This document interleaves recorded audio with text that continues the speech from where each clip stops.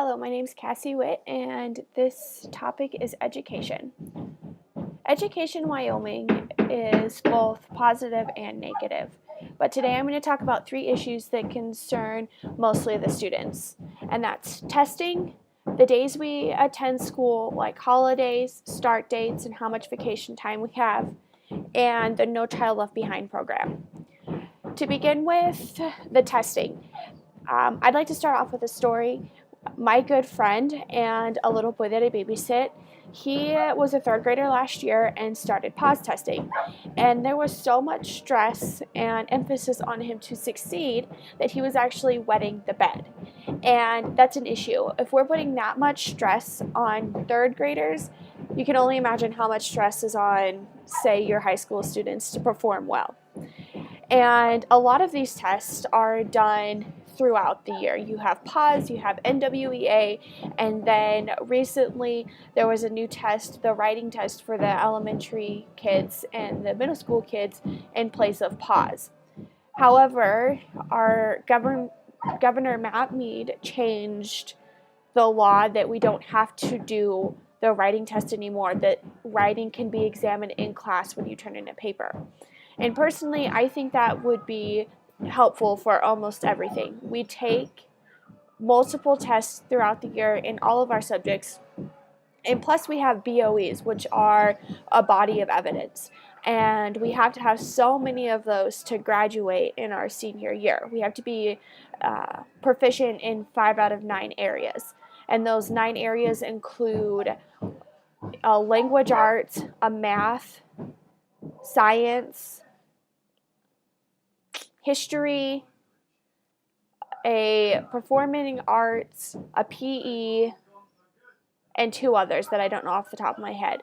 But you have to take you have to be proficient in at least 5 of those areas, and you take BOEs throughout your middle school and high school year to show that you're proficient.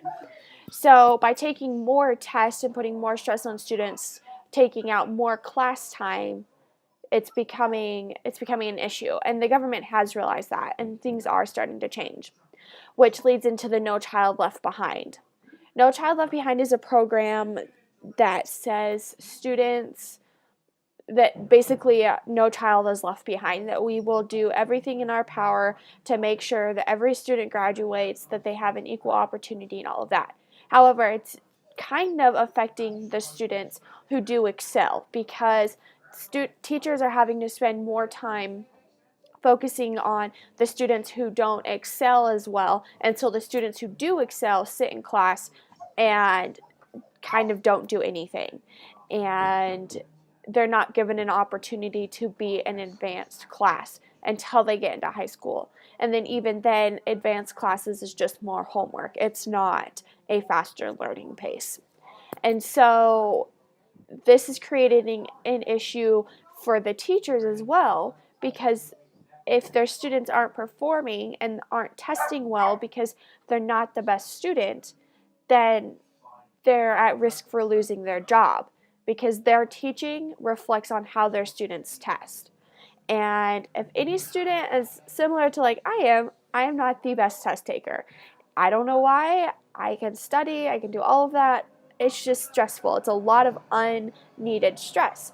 And you have to do it, but students shouldn't be, their progress should not be measured based on a standardized test, because there's so much more to someone than a 2-hour test.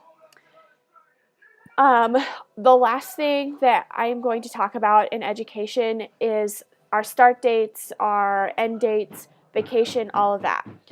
In the elementary schools here in Casper, there are a lot of elementary teachers. Let's start there. And they have a big say in when we start school.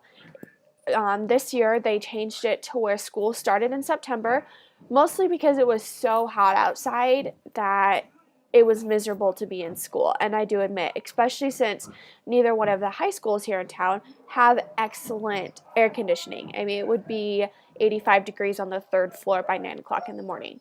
And that was not fun to have to try and focus in. And so we pushed school back, which pushed everything else back. So our semesters were off. The high school students had to come back after Christmas break and take finals, and then we don't get out until the first week in June. However, the biggest issue with starting in September is that date of taking finals for first semester. Kids are expected to go on a 2-week break and then turn around, come back, and be able to remember everything they just did in first semester.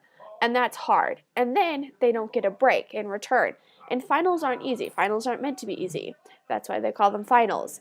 But you're putting all of this pressure on a kid to take a test, and then you're not giving them a break at all to recover and move into second semester with a strong attitude, ready to work and go at it again.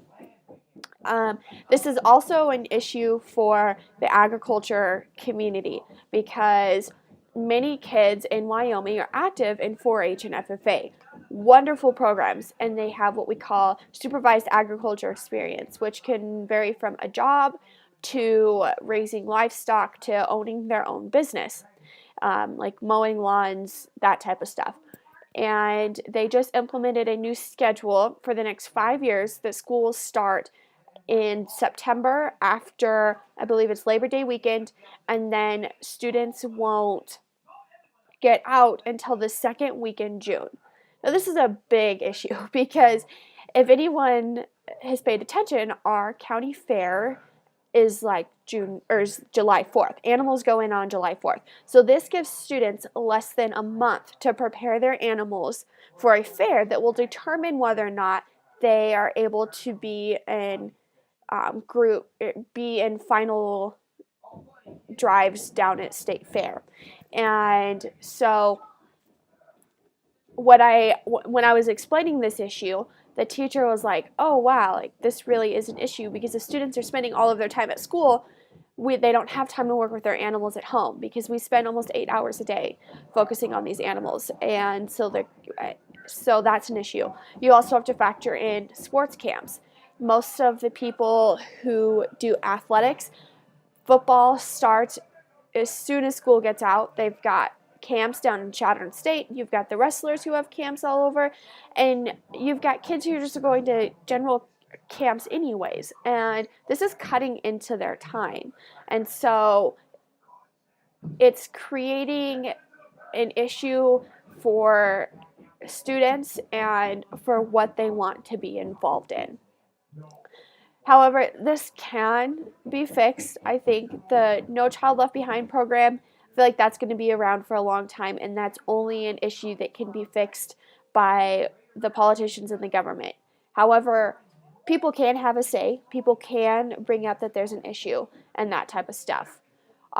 Testing, people are realizing that's also an issue. The only way you can change that is by speaking out, having a voice, writing letters. And that's the same thing with the schedule. Once a school board gets so many complaints about something, they will change it. Hence why we start school in September now and not the middle of August. Thank you for listening, and I hope you enjoyed.